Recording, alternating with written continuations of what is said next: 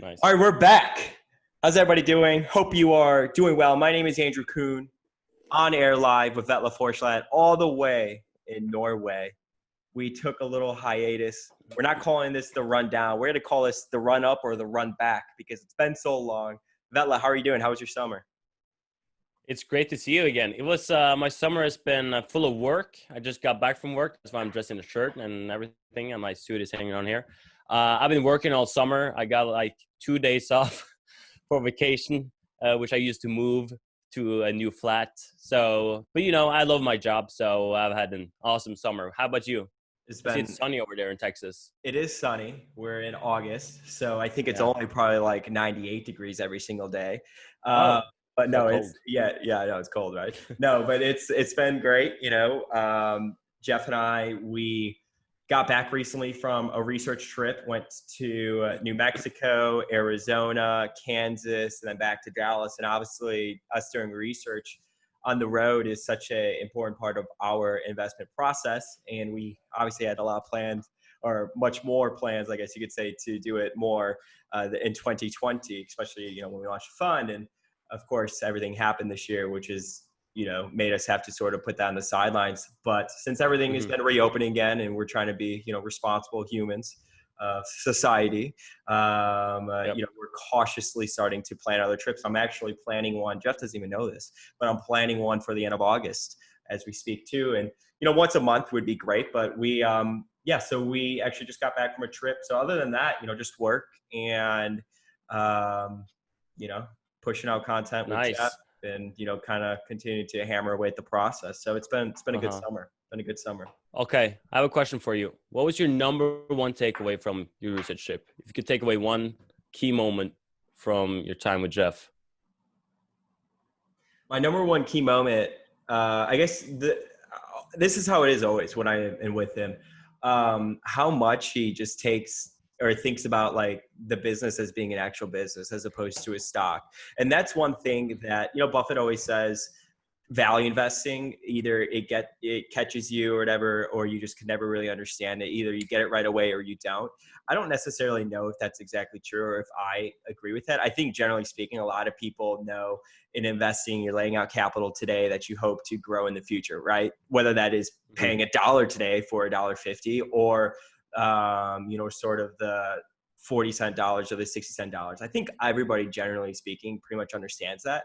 I think the part that either you really do get it or you really don't. And as I speak to other investors over the years, I just am so convinced this is the full truth is I don't think everybody really thinks about stocks as what they are, which is real businesses.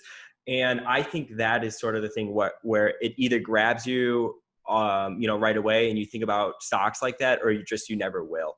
And what's interesting is we actually did a podcast recently where we were talking about Geoff's, I think we went back to when he first started investing, and he always thought about that very naturally, even when he was 16 years old. So he invested through like the internet craze, and when everybody and their neighbors were investing in all these crazy internet stocks and like sort of the dot-com bubble, Geoff, for whatever reason, thought, he had enough logic or insight or whatever, even when he had really no experience investing, knowing that was just insane. So my biggest takeaway from him when we go on these trips is just how much he really thinks about, the stocks as businesses and what they are.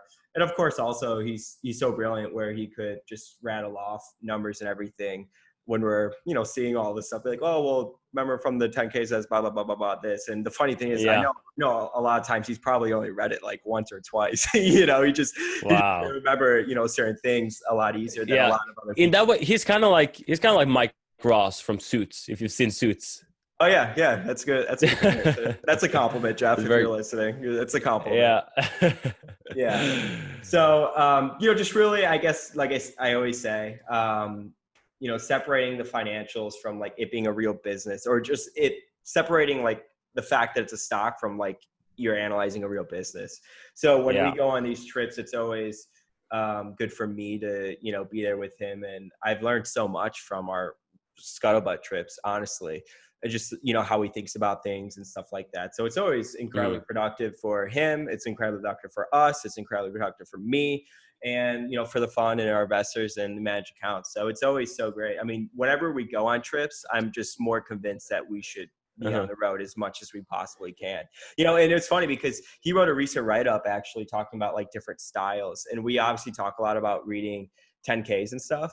But Geoff wrote about in this recent write-up how, everyone's style may be different. I mean, Peter Lynch wasn't sitting around reading 10Ks all day. A lot of his research process was, going on the road, talking to management, talking to suppliers, and kind of like hustling that way. So everybody has their own little niche, or I guess you could say.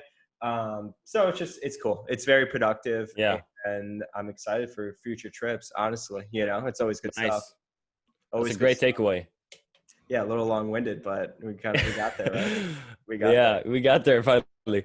Speaking of thinking about stocks of real businesses, what are we going to talk about today? Let's talk about the craziness going on in the world. So, full disclosure to everybody listening, when Vetle and I were talking about topics for today, we're like, oh, well, let's talk about what's going on. So Kodak, obviously, Kodak went parabolic, and now because Trump announced that they were going to give them a $765 million loan to create generic drugs. The stock went from like, I don't know, single digits, $4 or $5 to $60 to like $60. Yeah, just insane.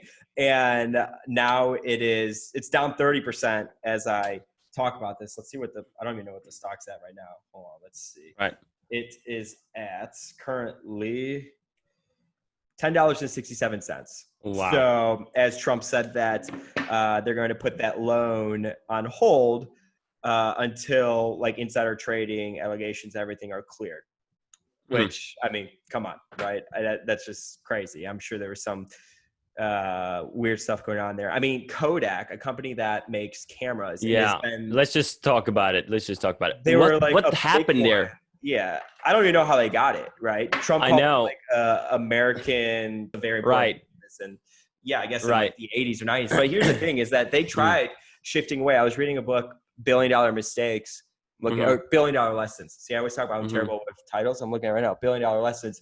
Right. And they talked about how Kodak, they pivoted from cameras in the 80s and they acquired a pharmaceutical company, and they took like a $5.1 billion loss on it. Oh, wow. Within like 5 years or something. So they tried doing this in the 80s. I think I read about that. Maybe you shared it on Twitter. I remember reading about that. So at some point they were in the pharmaceutical industry, and they had to take a write down on a $5 billion or something. It was $5.1 billion, but it was only within, it was like within 5 years. It wasn't like a long process. I mean, it was pretty immediate. Exactly. You buy the company, you receive it, you're like, oh, this is not worth anything, and you write it down.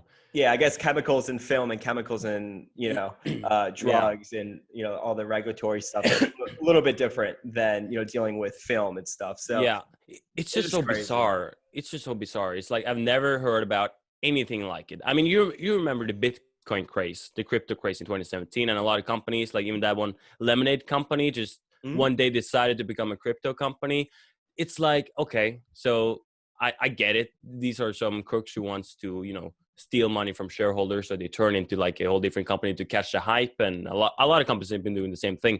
But for Kodak, this is like a government funded scheme of turning a stock that was worth, I don't know how much it was worth, but it was not worth a lot of money compared to what it was during the peaks in the 80s, etc. And then one day, like the government just decides that this is going to be like $1 billion company. I mean, it doesn't make any sense. And, Dave Portnoy had like a funny rant about it because it happened like the very day after he met with President Trump. And he was like, come on, Trump, you could have told me about this. And that got me thinking, like, obviously some people knew about this, that knew about the deal, and they bought the stock and they made like a ton of money. So I want to read you something from a news release about Kodak being down 30% today. So they're talking about at the time the deal was disclosed. It says, Mr. Trump said he was, and this is a quote, proud to announce one of the most important deals in the history of the United States pharmaceutical industries. My administration has reached a historic agreement with a great American company. That's what he originally said about it when he gave the press release. And then in response to the SEC inquiry about, insider trade and everything, the president said he wasn't involved in the deal. So he's just kind He of wasn't involved in the deal. Like, yeah, they it's just so kind of like Trump. just go away. I know. You know, he says something, it's the greatest ever. It's never been anything like it. And then the very next day, it's like, oh, never heard about it. It's just the Democrats did it or whatever. Yeah. Yeah. So I don't that's know. going on. It's like, yeah, but it just doesn't make any sense. It's like if, let's say Boeing never managed to get out of the MAX crisis and they're like, you know what, Boeing, you're going to make military equipment for us now. And you're still going to be like a Dow Jones Industrial Company. It's, yeah, I don't know. It's just bizarre. Never heard of anything like it.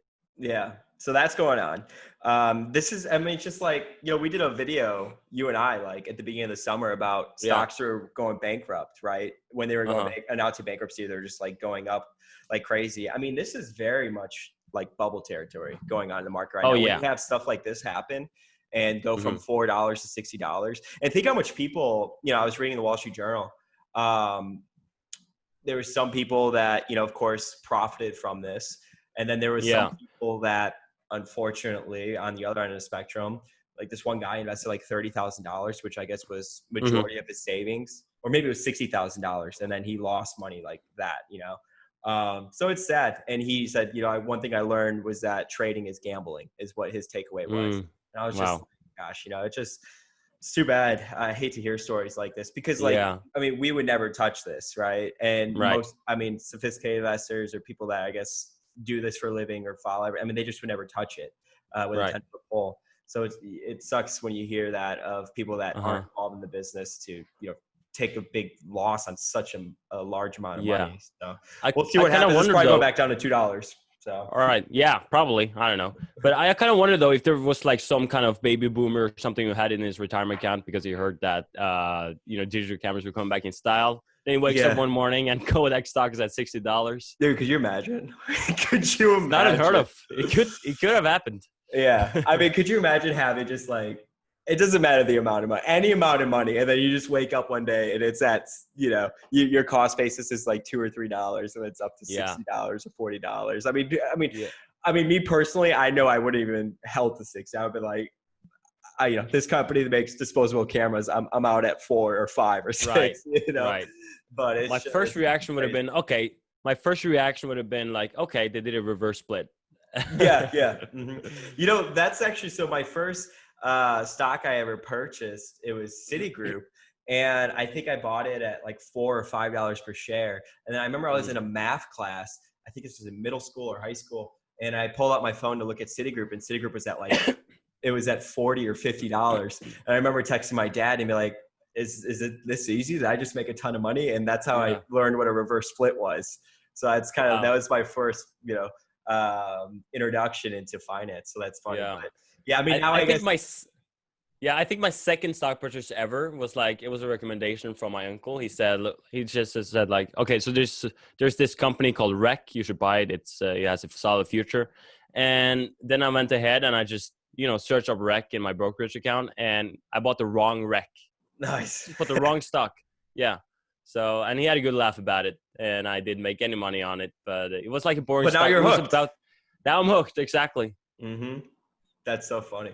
Yeah, now people could stop with the Kodak jokes of Kodak being expensive at 5 or 6 times earnings. Whenever people talk about like multiples and stuff, and they'll be like, Apple was cheap at 20 or 30 times earnings, and Kodak was expensive at 5 or 6 times earnings. So apparently not, because if you held it, you could have made a good IRR probably.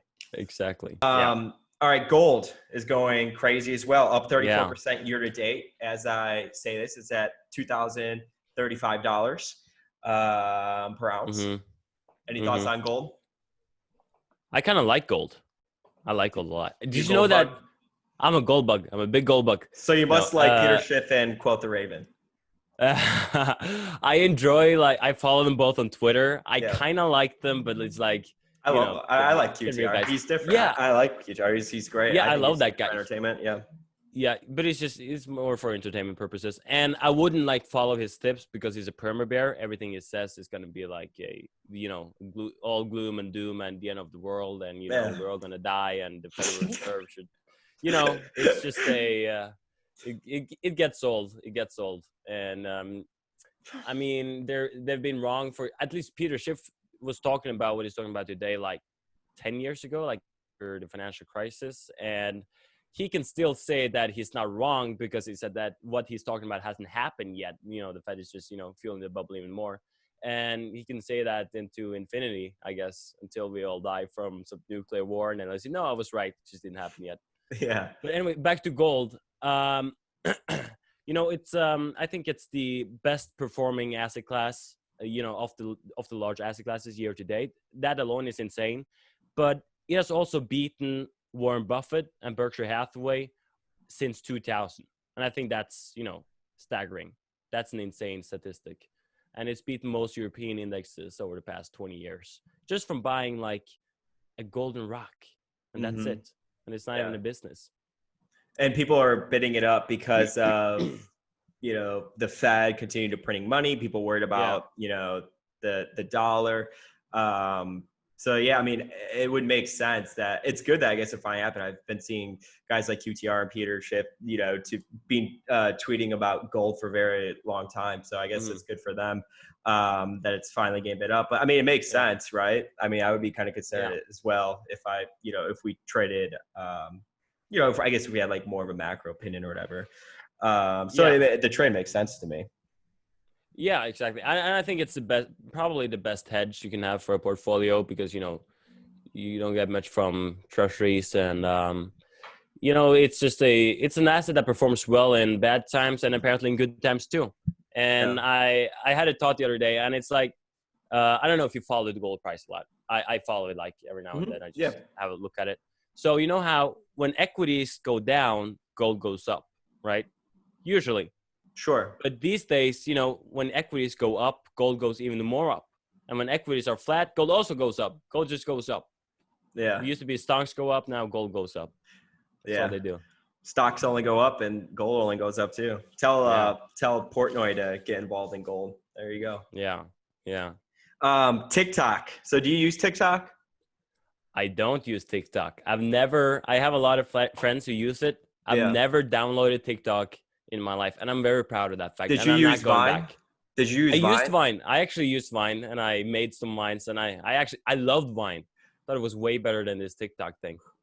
Twitter owned Vine, right? Didn't they acquire Vine and shut them down or something? No, yeah, they made Vine. Like they made Vine. Twitter produced, developed, and made Vine and made money off it. Then they shut it down after like 2 years, which I never understood because it was really popular. Yeah.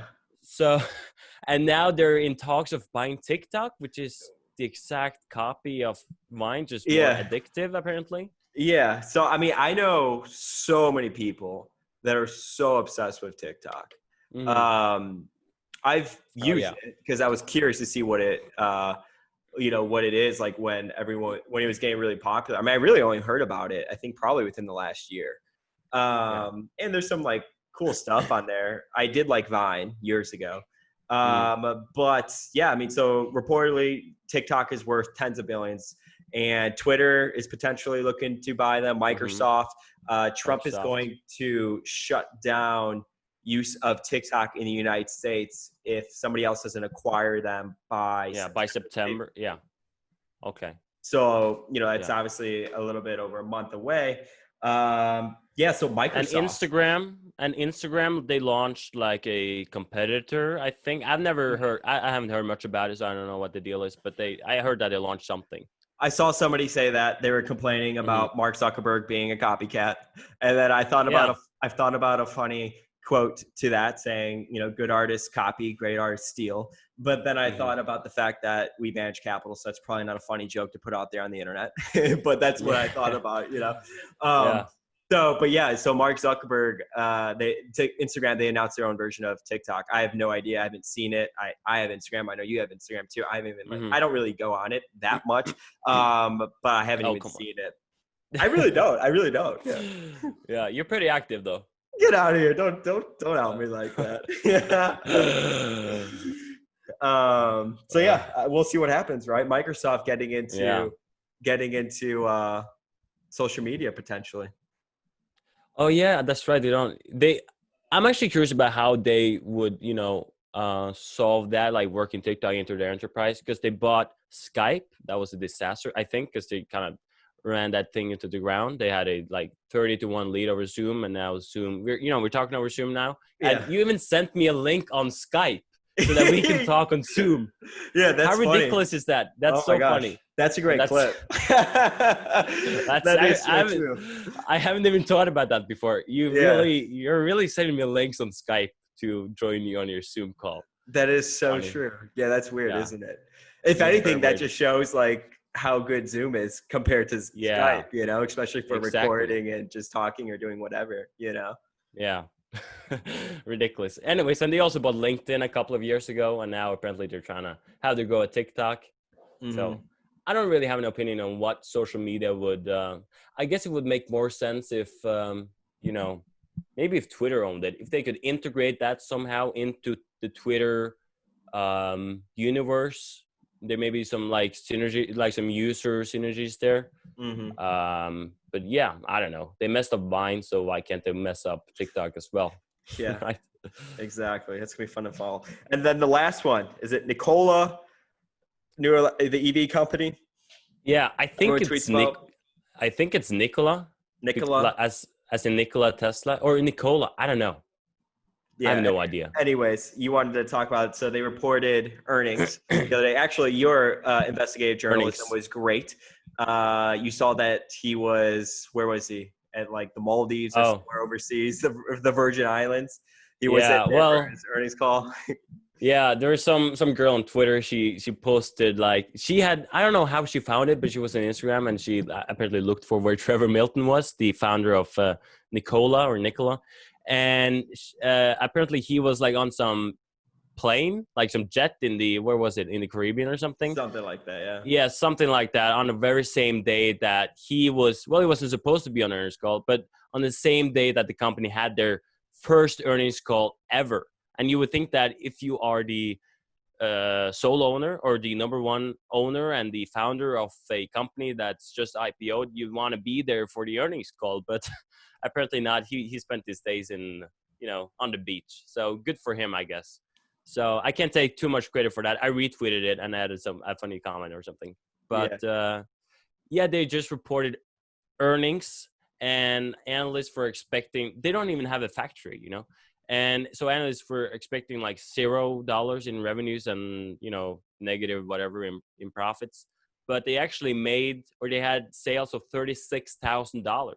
Nice. And all of that came from installing solar panels on the roof of Trevor Milton, the founder. Oh my gosh. I know. So is that the first time a company got all of its revenues from a related party? Do you want to start an electric vehicle company? You and me, we'll call it something. We'll we'll get a massive valuation, and then we could be on our private jet going to the Caribbean for our Q1 earnings call. I don't see what the downside is, to be honest with you. No, it's a hydrogen company. Oh, excuse me. Hydrogen company. Yeah. Got it. Yeah. So we'll use like you know what is funny? Something? Wind. There you go. Okay. That's or like nuclear. Yeah, a wind car company. So it's like we can say that the car doesn't even need an engine, so we have very little overhead. Crazy. He's pretty active on Twitter. He like fights back with people I've seen. He does. All the time. I actually had like a pretty popular tweet on Nikola. I don't remember what it was. I just said like, this is ridiculous. What am I missing? And apparently people liked it. It got like 3,000 likes or something. It was pretty insane. And he commented on that tweet in a podcast episode, like the very next day or something. So he's really sensitive about his company. What did he say about it? Oh, I didn't listen through it. The host of the podcast, he sent me a link to the podcast and said, look, Trevor commented your tweet. And so I clicked on it and it was like a 2-hour episode. And I tried skipping through the episode to find the clip. Yeah. But I didn't bother listening to Trevor Milton talk for 2 hours about, what is it? Hydrogen cars. I just didn't bother. Gosh. So you're not a buyer of the stock is what you're telling me. I'm probably not a buyer of the stock. No, I'm not. Not a buyer. I like to see some revenue first from things that are not installing solar panels off the founders' roofs. But that's just me. Yeah, wonderful. Cool. Well, I want to thank everybody so much for tuning in with Vetle and myself. We are back to the rundown We're going to be back to posting videos of everything going on in the financial world twice a week, more frequently. I want to thank everybody so much for joining with us. Make sure you follow Vetle on Twitter at Vetle Forschlad is his handle. You could go down to the About section and you will see that in there. Make sure you hit the subscribe button. We have a bunch of fun content planned for everybody that is listening, and we will see you in the next rundown.